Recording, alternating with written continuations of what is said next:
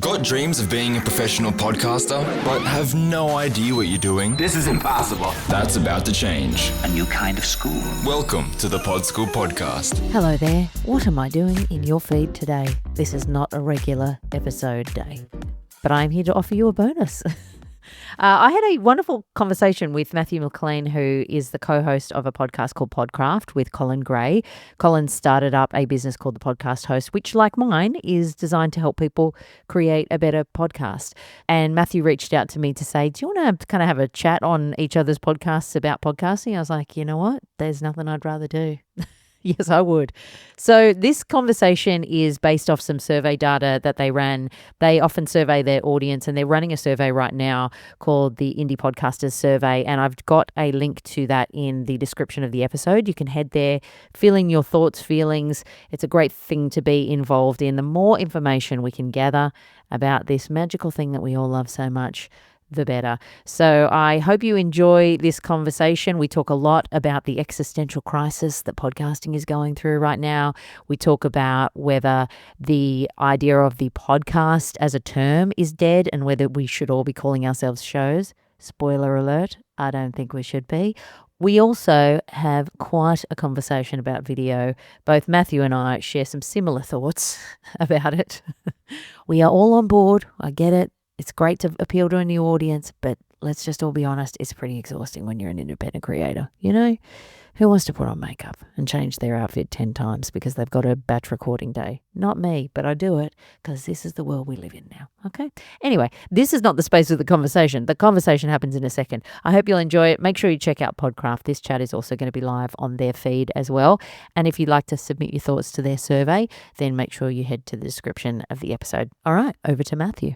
So yes, I figured we could have a wee chat about some recent data that we managed to gather via our newsletter. So you were having a wee look over this yourself, weren't you? And what were a couple of things that kind of jumped out that you felt might be worth picking at a wee bit?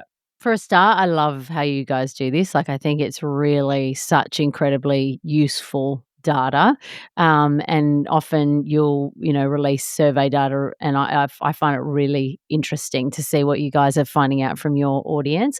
But I guess I mean, I don't know how you feel about the existential crisis that podcasting is going through right now, but the whole, should it be a podcast? Should it be a show? Is the word podcast dead? Where does video fit into the whole thing? And I thought it was really interesting. One of the stats around how indie podcasters feel about the word podcast and whether they think it's outdated, and the fact that 83% of the people that you surveyed disagreed that the word podcast was outdated and had lost its kind of usefulness, and we needed to move on to something else. And I thought that was really key because there's a lot of people talking about this with loud voices in the industry that have profile, big shows, whatever. And yet there are a lot of, like, thousands of creators who have a really important opinion in this space that often don't get heard. And for me, that's a pretty compelling statistic to see how many people felt that podcast was a word that we should keep. Is that like, you obviously work with a lot of people who want to either launch or grow podcasts. So when people come to you, are they pretty explicit, I need help with my podcast? Or is there a bit more of a, I want to create a show or a series, or like?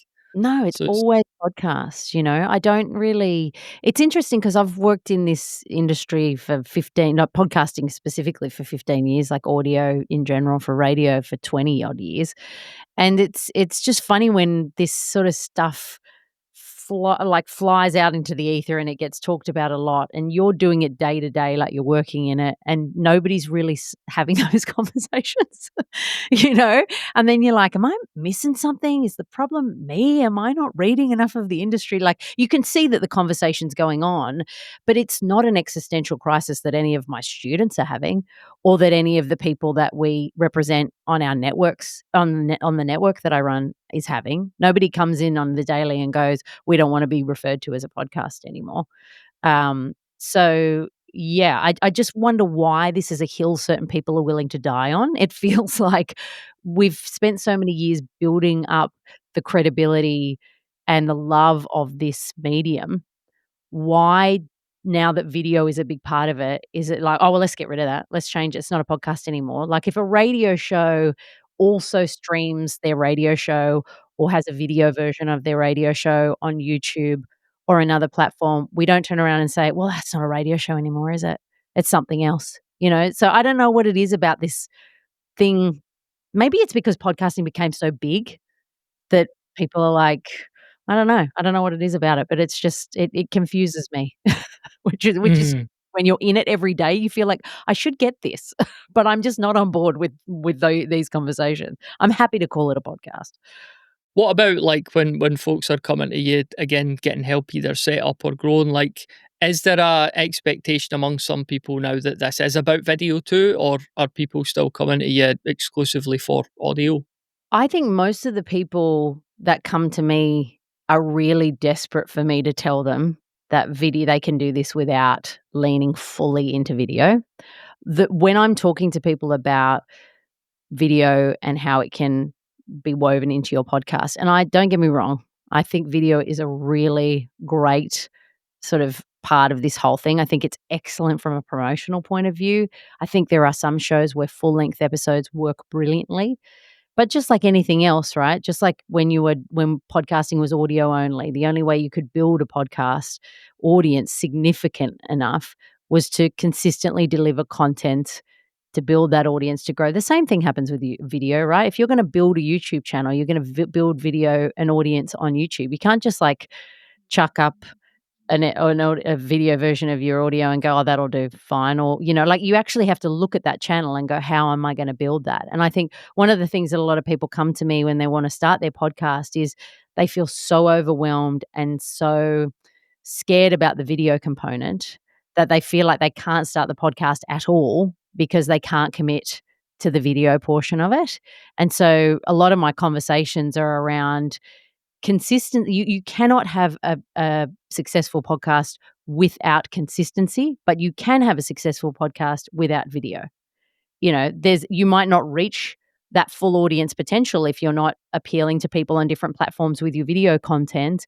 You might be missing out on monetization opportunities if your content was the kind of content that you could build up on a platform like YouTube and monetize. But consistency is the most important thing in podcasting. So even if you start the podcast and you're just maybe doing no video or just cutting up a little bit of video for like promos and stuff, just recording on a platform like Alitu or, you know, getting that video, sending it out. And then if you want to do the more stuff later, add that in. But I think everybody's kind of looking at the long list of stuff that they need to do and thinking this is just too much for me, because the truth is that adding video to the mix, particularly if you are going to lean fully in and do full length videos, you are probably doubling your workflow. From a time perspective, you're also setting up a whole bunch of complexity around the tech. If you're a woman, you got to put makeup on. Lord help us, like that's not what all of us want to be doing in the small hours of time we have to record. You got to be changing your outfit 10 times if you batch recording. So there's a lot of things that make it a lot more difficult. And I think a lot of people are almost scared to jump in, I guess, in a way. And I'm worried about that because I do think it's turning a lot of people off who feel like this is a little too overwhelming for me. There's also like there's an energy cost to even all this planning or all this sort of will I won't I stuff that's taken vital brain space away from the core of what should I actually podcast about to make this good and interesting. Like, what's my topic? What's like that? That is always to me, and I'm sure you're the same. Been the most important thing in the planning stages, like the messaging and the targeting, and that's what people should be thinking about. And that's what I worry. Did you read? It was Tom Webster's piece. I should have sent you in advance. Sorry. The preservation paradox. He was Yes. writing for so great point that I hadn't like consciously considered before, where he was talking about the danger of this creative monoculture, where if we want to do a video show, it makes a lot of sense for it just to be a chat show. I don't have to really prepare all that much. The guest's going to come and kind of deliver the value, at least in theory. But now we're at risk now of losing the more creative, inventive formats that we've always done in audio that have been really good, really well executed. Audio dramas, documentaries, even just ways to make your solo series more creative. So yeah, it's a worry, I guess, that the brain space has just been taken away from all these great potential opportunities. Yeah, and I think too, it's interesting the whole video obsession and this want to not just embrace it as a great channel and style of content to get more listeners on our programs, but to fundamentally put the video over the top of the podcast. Like now it must be video and that's it. It's kind of been so absolute that I see massive value in utilizing video in your podcast. But the idea that once it's kind of it's taken on a life of its own, and I think I always tell people, like, you have to understand you can still lean into video, but you have to understand that where this began was the platforms, right? You Google tried Google Podcasts, that got canned because you can't make money out of a podcast app. But you can make money on YouTube. So they bought in the podcast into that space and have doubled down on this video podcast content. And they've been hugely responsible for the hype of this, right? And that then means that they're pushing content and creators that are doing video first content. So there is a huge benefit to be doing this content early on, just like any platform, right? Facebook, all it wanted was content in the early days. It pushed you far and wide. Then as soon as it turned on the monetization taps or changed something in the back end, huge websites that were getting millions of views a day got nothing. They can change it on a dime. So the same thing is happening with YouTube. There is massive benefit from leaning into this, and I can understand why creators are doing it. And there are creators who are doing this that are really getting great results out of it.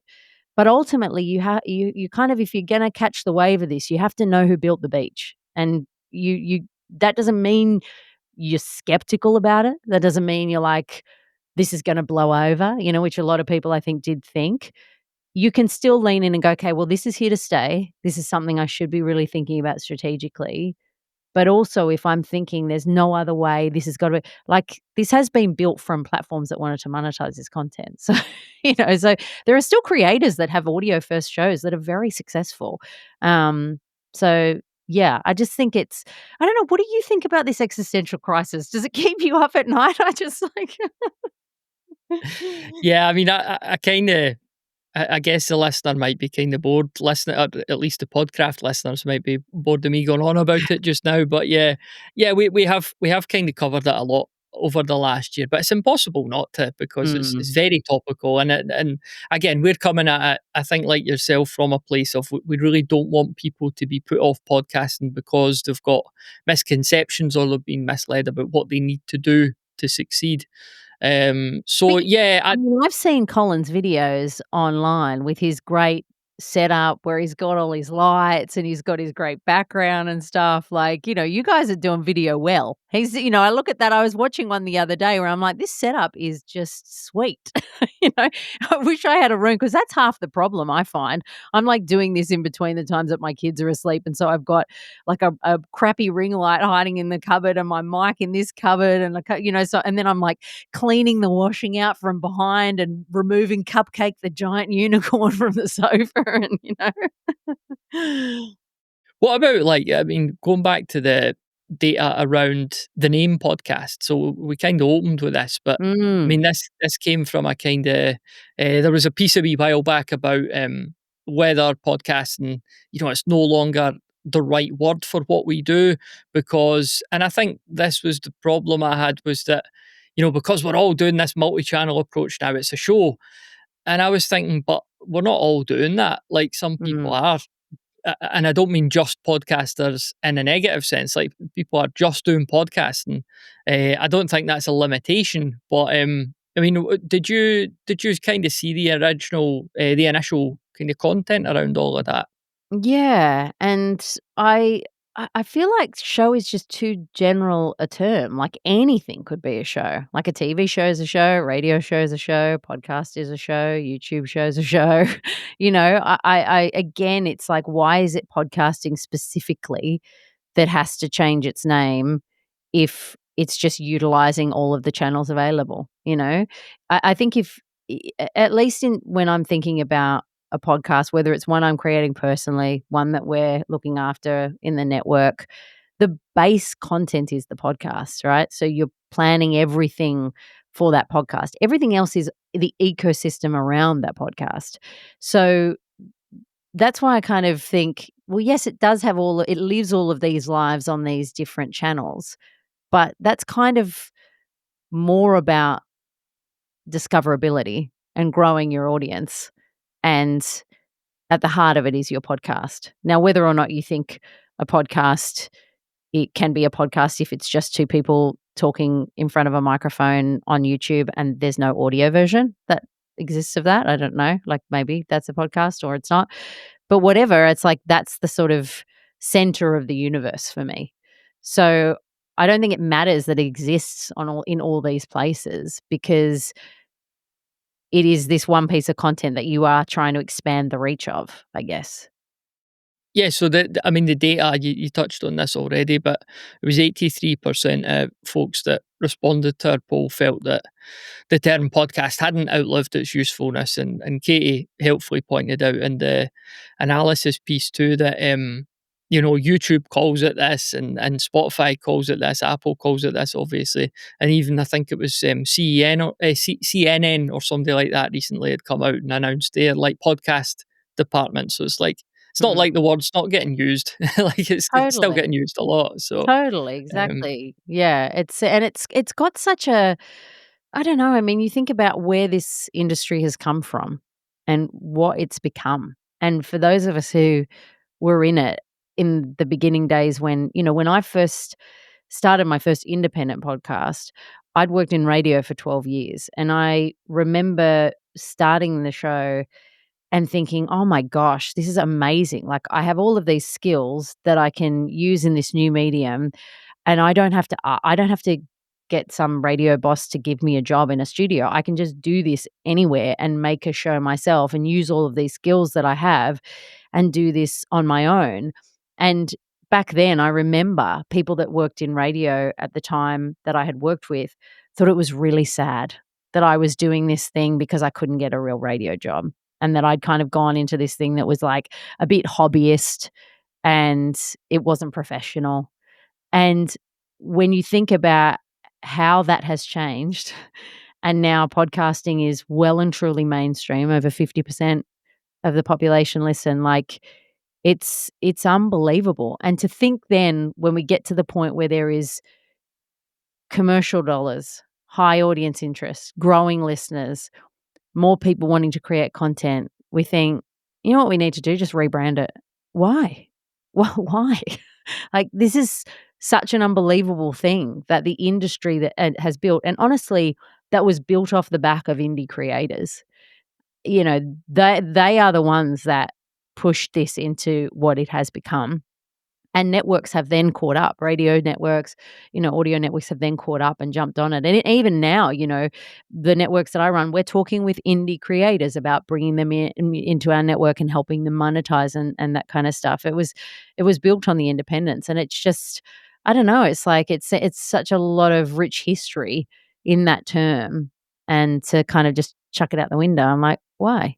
Why do we have to?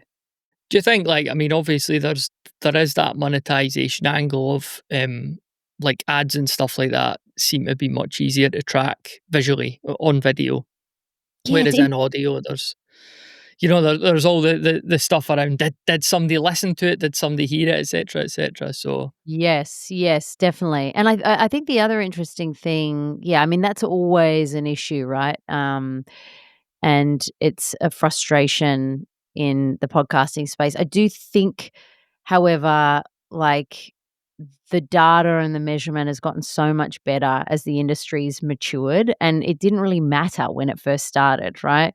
But I think the number of tools and the tech that's out there now to try and improve things has been great. But the interesting thing that I'm seeing happen now is, when I was running a network like 2017, I remember us discussing, because we were baking in all our ads at that point, and we were so conscious of we would have to go in and physically remove those ads, and then we were conscious that we had this massive back catalog that we can't monetize if people are listening to it, because we have baked in ads in there, and so you're basically paying for something once and then it's not being paid. And so we all shifted to dynamic advertising, at least the networks. This is definitely baked in stuff is more the realm of the indie creator that's working direct with clients. But certainly for networks, the dynamic advertising, this was like, oh my gosh, amazing. This is super simple from a tech perspective. We can pull out all the ads after a campaign is over. We can monetize our back catalog. And now, because of this shift to video and because podcasting content is on YouTube now, and we can't push the ads through to YouTube once it's on YouTube. Now Spotify's caching that feed if you update and put in video episodes, so we can't serve out audio ads through that channel either. So a lot of the industry that's built on this dynamic ad serving is like, I've now got a roadblock over here and a roadblock over here. So the tech that the monetization of the industry and the growth in revenue of the industry is built on is now being kind of limited by these closed ecosystems. And so now it's forcing conversations of like, well, do we need to go back to baked in ads? And I'm like, oh my gosh, I remember this conversation from like 10 years ago when we were like, baked in ads, what are we doing here? Like, why are we leaving this content in there? So it's interesting, I think, how video has shifted that as well, because dynamic ads has like been what got the industry revenue wise to where it is today. But we're now kind of having to go back, have a conversation about, can we actually do that? The answer is no, if you've got creators that are blocking off these certain channels and focusing on video. So then the content and the ad content has to be visually in the ad, in the content as well. So that's an interesting shift as well. Yeah, like just to kind of reiterate that, I guess the point would be like if I uploaded my video version of my episode to Spotify, in Spotify, that wouldn't be pulling any dynamic ads, would it? It's just set there. It's like what's in there's in there, and that's all you get basically. You would And need it to also, update. yeah, and it also caches your entire feed. So your feed is Mhm. it's not even like your old episodes get served. They're pulling through the ads for your old episode. The whole thing is then just on Spotify's servers, and then they're just serving it that way. So yeah, it's completely cut off an entire monetization channel. And if you've got, I mean, there are some creators, like gone are the days where Apple's 80% of most people's show consumption. Spotify is a really big player. So a lot of shows, that's sometimes the vast majority of their audience. So that's cutting off that monetization option if that's how people are traditionally monetizing that way. I noticed another wee quirk of Spotify, not to just pile on Spotify now, but I was doing a video, just a wee tutorial there a couple of days ago about how to upload a podcast to Spotify when you were literally hosting it there. And I come to this bit and it was like, do you want to turn on RSS distribution? And I was like, well, why wouldn't I? Like, why are you even asking me that? So it was like just putting this weird roadblock in the way where Yeah. you're like, I know you only have to click the button, but it's like, just But you don't have even to ask opt me in. that. But Yeah. you have to opt in when it, as Mhm. opposed to like if you don't want it, opt out. Like normally it's just like, yeah, that's the thing. It makes you think, do I want this or not? So it's not Yeah. so seamless. Yeah.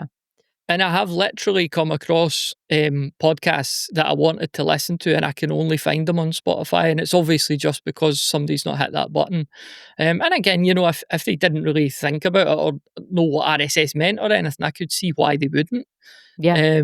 Because it's not exactly like they don't sell the benefits there very well. So, Mm. um, and then going back to YouTube as well, like um, I do an automatic upload to YouTube via Red Circle. That's where I host one of my shows on, and it just creates an audiogram. But I Mm. have dynamic ads in my Red Circle episodes because I do like a question of the month feature, and I always update them. But that doesn't go through to YouTube, so Yeah. I'm losing all of that. It's not like there's loads of people, but it's still like 30 odd people an episode. They just don't hear the dynamic ads, so Yeah. that Totally. impacts it too. Yeah, and also all that RSS like pulling through into YouTube, the RSS of your podcasts, again, that was advised. And then we're sort of doing some work around YouTube and talking with some people, and it's like, actually, this is flooding your feed with a whole bunch of video that's not video first, that's probably impacting the reach of your page. It's just like, oh man, we're just trying our best here. Like, you're doing what you're supposed to do, and it's just, yeah, it's really hard to get a handle on kind of what's the right way to go. But it's certainly made the industry a lot more complex. Now, I think it's quite exciting to work out, well, how do you solve for these problems and how do you monetize on these different platforms so creators can still partner with networks in really creative ways so that networks can evolve the way that they sell. I think there's a lot of opportunity here, but it's so interesting. It's the biggest shift we've had, I think, probably ever. And it's just making a lot of things that used to be like, this is how we do things. And that's not necessarily a bad thing. Change is good. But yeah, it's definitely going to take a bit of time for us to work out, like, where are we at now? Like, how do we do this? Yeah, yeah. I mean, when you combine that with like say AI, that's obviously a big paradigm shift as well. It is like, I think back to how straightforward things were for me personally, and even like 2020, the rest of the world was ending, but for podcasting, it was like, no, we're just doing what we've always done. So Totally. Yeah. But I uh, mean, on the AI thing, do you feel like does it worry you? I think that the AI and especially tools like ChatGPT, I mean, the amount of time it's cut down just from an idea generation point of view. I don't think you should be like copying and pasting all your stuff and chucking it out. But I'm like, oh my gosh, all of the stuff that's just a punish to do around your episodes, like all of the social media posts. When I think about the workflow that I used to have, I would record my podcast episode, I would get the transcript of it. I would then go through that transcript line by line and use that to then make a blog post out of that. Then once that was done on however many tries, I would have to go back into the blog post and go line by line to pull out, like, what are the tips from this? Are there any quotes? What can I share on social media? Like, you'd be going back and forth, like, that process could take days. And now you're just like, can you spit me out a blog post, an email, or this? And then at least you've got something to work on. You're mhm. not looking at a blank piece of paper. So for me, I'm often, I understand the whole it's coming for our jobs and our lives and everything is going to be smarter than us. But for the moment, I'm fine if it does a few tasks that really annoy me. You know? Yeah, yeah. Yeah, I see it as a useful assistant. That's all I see it as, and it is like, I mean, as much as my job is podcast, like most of what I do is writing, and I Yeah. don't want to certainly become a worse writer because I'm outsourcing it all to ChatGPT, which I don't. But what I've found really helpful is just in getting instant feedback. So I will write my own stuff, and I'll try my hardest to get it how I want it to sound. But sometimes a sentence just doesn't sound right, or a paragraph's not doing what you need it to do. And Hmm. I've got this chat on Chat GPT. It's called the brutal editor, or brutal copy editor, or something. And I told it, like, I'm a writer, you're my editor. Just be absolutely brutal. Anything I copy in here, just tear it up. Tell me what's not working, and That's tell me cool. why. Don't just fix it for me, but tell me what's going wrong. So, like, almost every article I work on, there'll be a paragraph I'll copy in at some point, and just say, okay, hit me. And it's like, well, this is really weak, and you're flip flopping here with this, and like, I found that useful because I like to think that I'm learning from it. I'm not That just is saying, do this for me. That's actually probably a step I missed that I might actually take out of this chat, because I think that's a really smart way to use it, because then you're right. You're not just asking it to solve things for you. You're trying to say, like, teach me what I did wrong here and how I can improve it. And that's good. I'm taking that away. I'm taking that away. You've Good you've stuff. you've given me a little tip I'm going to use for sure. It's the first tip I've ever given anyone. Um, But yeah, I mean, I've used like Grammarly for years, and it's good. Yeah. But its feedback will be, it'll quickly fix a sentence for you. But I was always conscious of that. Like, it's just fixing it for me. And yeah, fair enough, I could start to see the patterns in what it's done, but I've always wanted a bit more info. Like, well, why are you replacing that verb with that one? And Mm, with this approach, I'm like, okay, that is why that was a bad sentence. That's why mm. I'm switching to passive voice here or that. So I'm learning more about writing now than I think I ever did. That's basically trying to prevent what happened when we all got calculators and now Yeah, none of us can add up anymore. It's like yeah. ChatGPT really makes it easy to just not know how to write because you could just like write your stream of consciousness crap that you haven't put into any and then go, just make this pretty. But the way you're doing it, much better way to go. All right, that's in my pocket now. I'm going to use that this week. That's good advice. Now if only if it could teach me to podcast, I'd be all the road. Come on now, you got that down, you know that. You know the other piece of data that came out of your survey that I found really interesting was around whether we should be, we've talked a lot about the video stuff, and I know you guys have talked about it a lot on the show too, but whether we should be championing spoken word audio as much as we're championing video. And of the people that you surveyed, like 91% came back and said yes. And I thought that was actually honestly, I mean, it seems ridiculous, but I kind of never thought of that.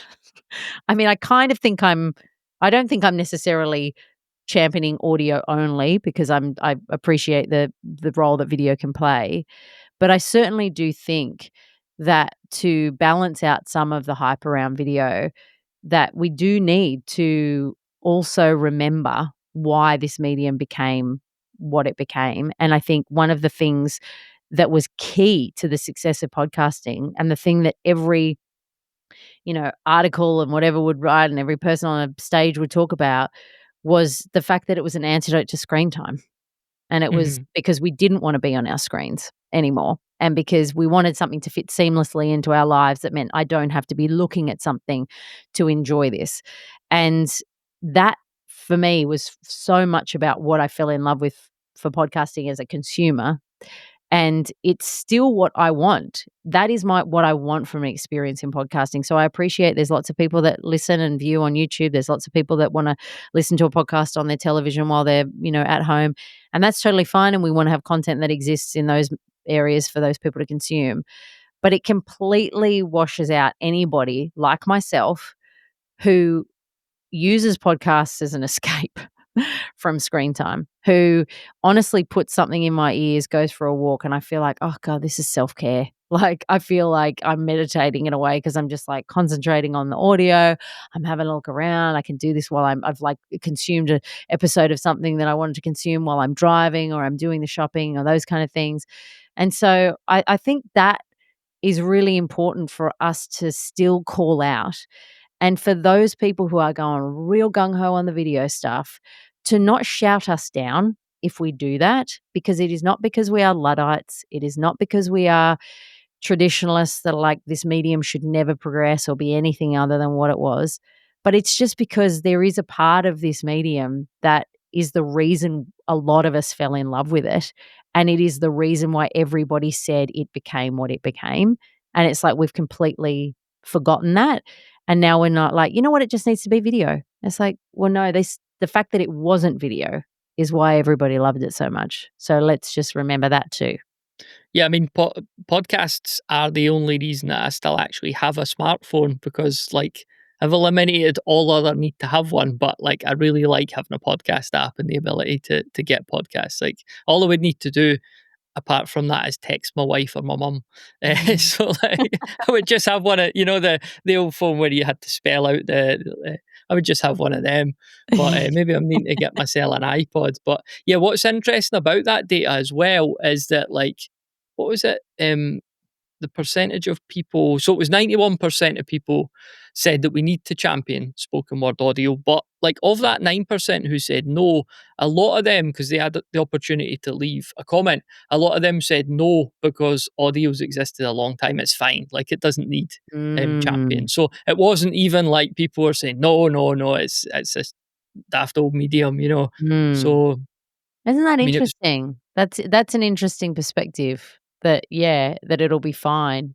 But sometimes I worry it won't be fine. At yeah. least right now, like, it doesn't feel like it's gonna be fine. It feels like anytime you put your hand up and say, "This is what I love," and video, I'll do it, but I'm sorry, it's a bit of a punish. You're shouted down. You're shouted down like you're not an expert in this space. You're not, moving with the times. You're not this, you're not that. And it's like Yeah, it even as somebody, I don't know how you feel about it. You've been working doing this kind of content a long time too. You guys are experts in this space too. It sometimes makes me doubt myself and my expertise and my understanding of this medium, because I do feel a little like I'm going it slightly against the grain. And when you're in that kind of spot, it is easy to kind of think, "Oh, I must be the problem here." But I just can't let go of the fact that this this became what it was because of those things, and, Yeah. yeah, I don't want it to stay in that space. I don't need it to stay in that space, but I'm glad that 9% of people are like, "Audio will be fine," and not like, "Who needs audio?" You know? Yeah, yeah. Yeah, I mean, going back to what you were saying there as well, like I was reading something the other week there, and it was I'm sure it was around AI clipping tools and getting short form video, and there was a couple of angles, but it was like, in these days you've only got like 6 seconds to hook somebody, and here's how to get 50 million shorts clips from this video and that, and blah blah blah. And I was just at the end of it, I was like, I don't really want to be part of this. Like, even if this was all the Yes. way to grow, I don't really want to be part of it. Yes, Like, I I really agree. like this, like, escape the screen, this long form, nuanced discussion that I could have. I just don't. I don't want anything to do with like trying to hook somebody in three I seconds to show agree. them a 15-second video. I agree. So Yeah, I think, Justin Jackson was saying something really interesting from, Transistor. He was talking about the the fact that video content is designed to be addictive. The idea that exactly what you're saying, that you've got to catch them in 6 seconds. You got to, it's designed to keep people looping, scrolling, whatever. Podcasting is not that. And there's something really lovely about when everything in our lives feels like it is trying to addict us, for this medium to be about long term relationship growth. Like, I'll be here every week if you want to come check me out. And you can come and join me every week. And if you've got things to do, you can save it up and listen to it, or I'll just see you the next week. That's totally fine. But ideally, I'd like you to stay with me for 30 minutes or whatever, not just 6 seconds and see if I can, I'm not thinking in my first 6 seconds, like, oh my God, do I have to do a supercut of like a whole bunch of funny things? You know what I mean? It's like a totally different way of thinking about content.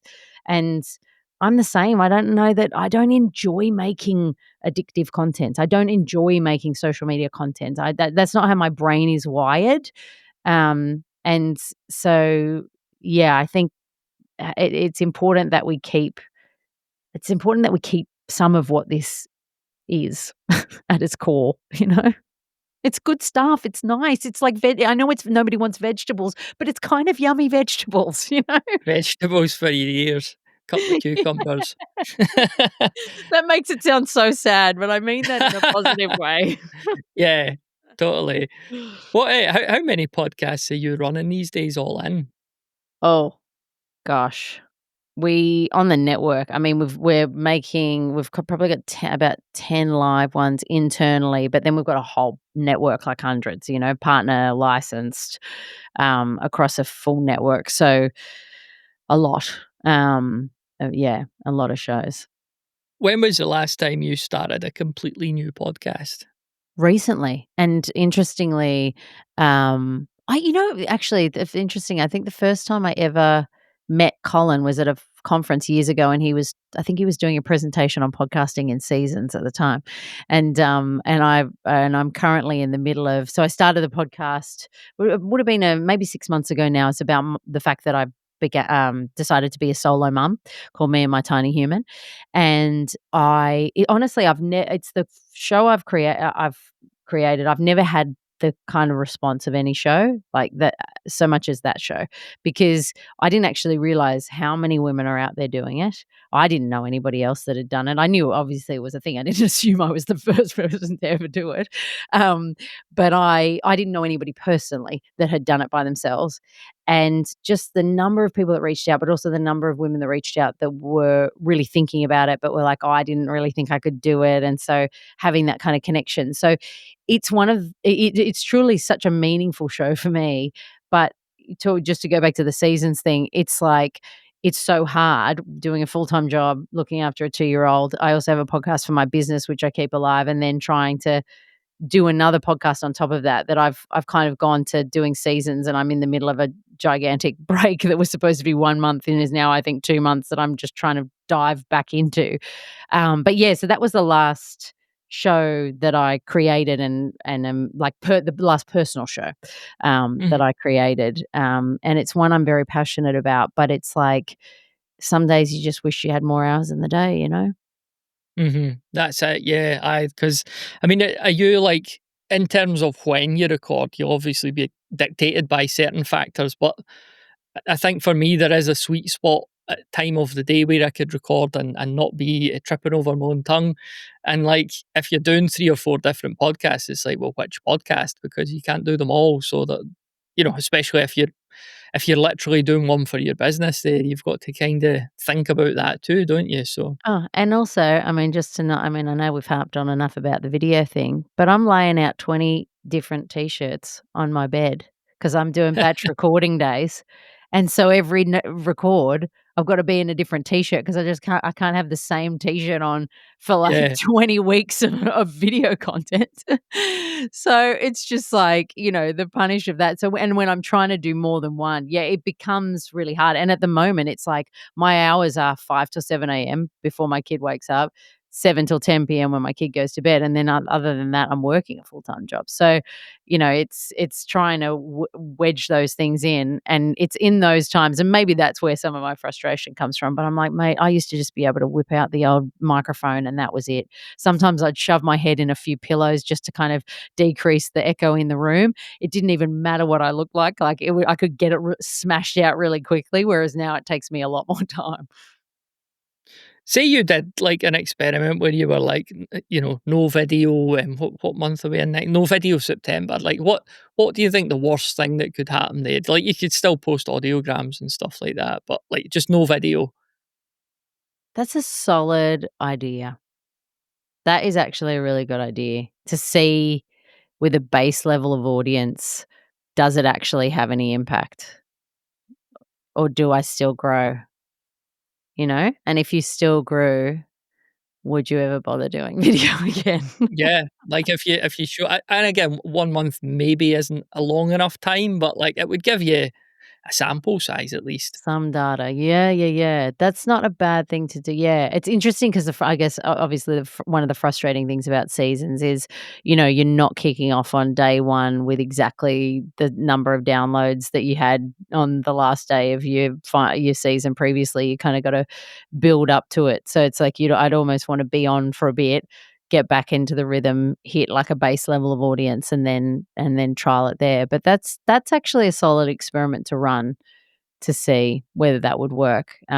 Because yeah, I'm really looking for permission to not do it. Can't be a good case study for permission to try something. Yeah. Um, we obviously we touched a wee bit on AI and its uses. Like, what are some other tools or things that are really working for you or getting you excited about in the medium at the moment, if any? I'm really enjoying sort of playing around with, I think some of the audio stuff is really good, like Adobe Enhance. I'm not I'm not always a fan of one-click processing, but I've struggled to hate it.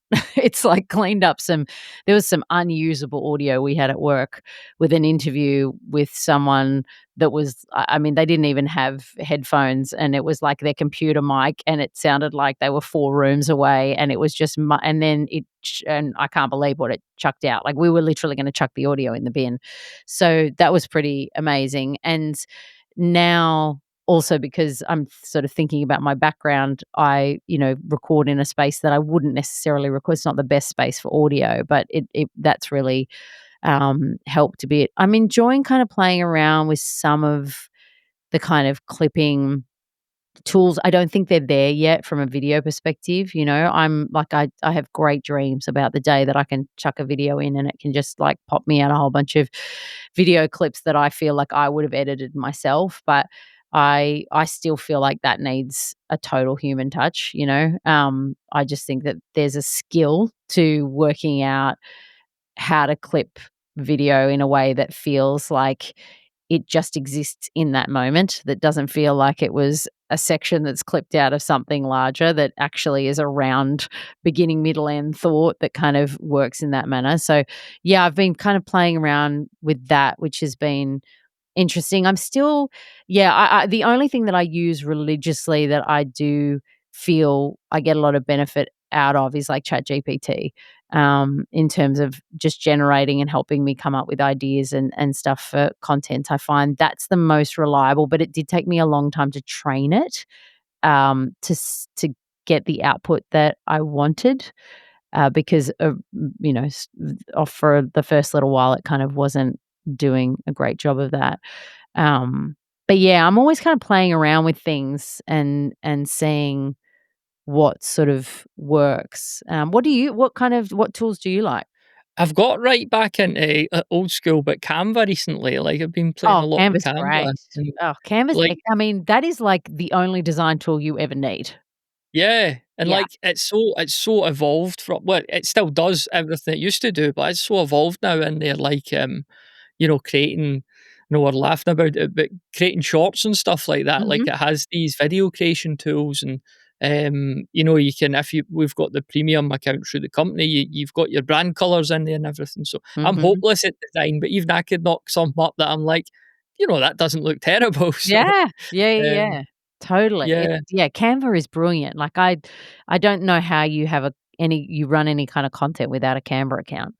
Because hmm if you're sharing on social media, or even if you're making stuff for your website, doing stuff for your newsletters, like, it's so invaluable, because you can just make anything, and it's really that you think it's expensive to hire designers to do stuff, so to be able to, and some stuff I will definitely hire designers for, because I'm just like, this actually, I ain't got the time nor the inclination to kind of make this look a certain way, but if you're doing stuff day to day, it's just a brilliant tool to use. hmm definitely. What about like has your equipment or setup changed over the past few years, or have you stuck with gear for quite a long time? I've been we're using the same gear for 15 years. hmm Same gear, and I use some Shure PGA 58s. I use a Zoom H6 recorder, and I like the sound of these mics. I've tried other USB mics, other Shure mics, and I don't know, I just like the sound of this microphone, and the Zoom I love. I used to go out and do an interview show years ago, and so I would take that with me, and I don't know if you like, when we worked when you worked in radio, you used to take this god awful giant thing called a Marantz around everywhere, and I guess I just was just used to carrying a piece of hardware around. So the idea of taking my computer to record something on my computer just never felt right. But I absolutely love it. And then I just plug it into my computer to use it like as an audio interface if I need to record like this, or and do anything into audio. But this has been my kit forever, and I have really never changed it except for like replacing the Zoom once because it broke. But I think these are even the same. They might be even the same mics I've been using for 15 Yeah. years. But I like it. I like that gear. I'm not one of those people that's like, I'll try all the stuff. But I've never really felt like anything matched it. Yeah, yeah, I'm the same. Like I've had just the same gear for many years. My old Focusrite Scarlett 2i2, I only recently had to get rid of that. It just broke. Otherwise, Mhm. I'd have kept it. I had that for 15 years. I've got an old Samsung Q2U, so we do get sent a lot of stuff to Yes. review, and Yeah. I've got the opportunity to use better gear, and it is technically better gear. But I'm like, why?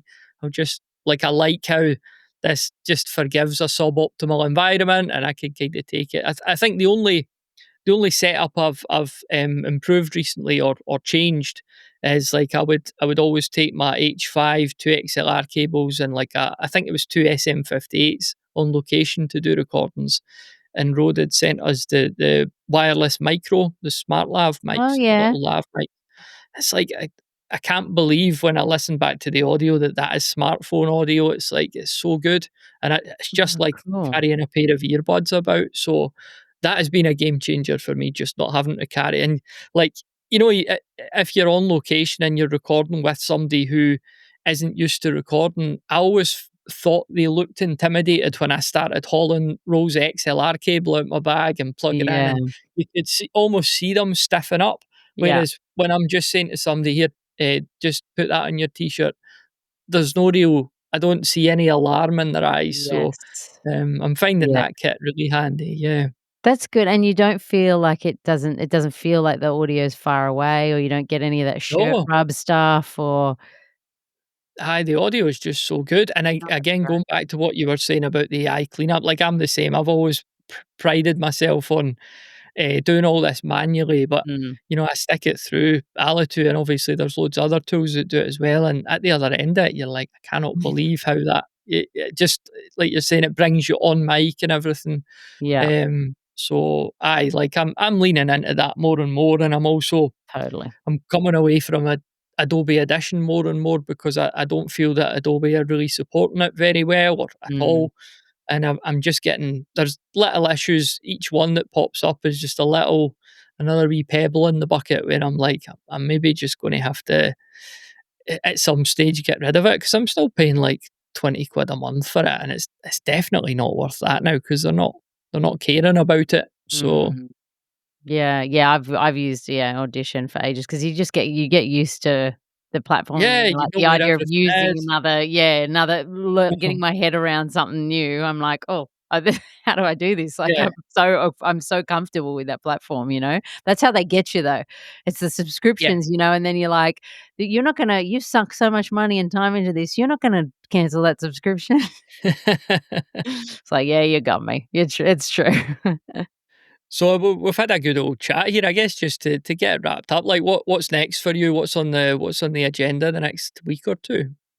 Well, just more, I mean, I feel like my life is just boringly work all the time, and, I mean, I'm one of those people that loves the work that I do, so it's like it's just the juggle of the work to, the kid stuff, but I'm doing a lot of work on my online podcasting course, Pod School, as well, just building a lot of stuff out in the back end, which I find I find like it could be the most mundane tasks, but because it's your baby, it's, like, so exhilarating, like setting up some Zapier connection or Zapier connection, however you say it, in the back end of something is just like, I mean, it could take me 9 hours, but I'm like, this was 9 hours well spent. Um, so I'm doing a lot of that at the moment, and I'm really working hard to try and get my me and my tiny human back. I'm trying to kind of chip away at some episode plans, and then seeing if I can get my kid looked after for a day sometime soon to just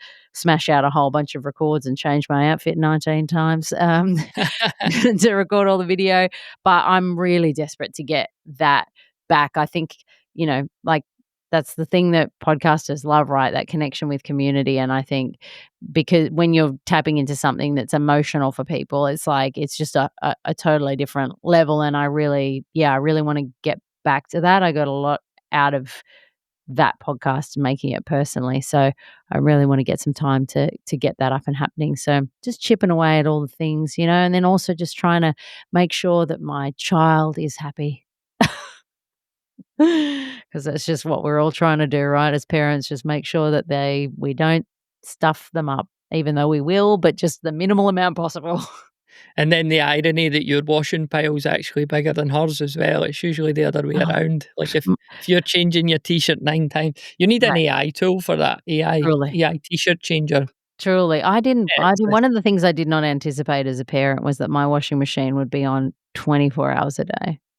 Like, I feel like I'm a laundromat. It's like I've never yeah. used, and I remember the days I have an empty washing basket in my bedroom, because I remember the days when I used to throw a whole bunch of clothes in, and then when the washing basket was full, in a week or 2 weeks or however long it took you, you'd go and you'd do all that washing. I don't even bother with the washing basket now. It just goes straight in the washing machine, because in 15 minutes I'll have that thing on, and, like, I'm gonna have to just chuck the washing basket out, because it's a waste of time. It's a total waste of space in my bedroom.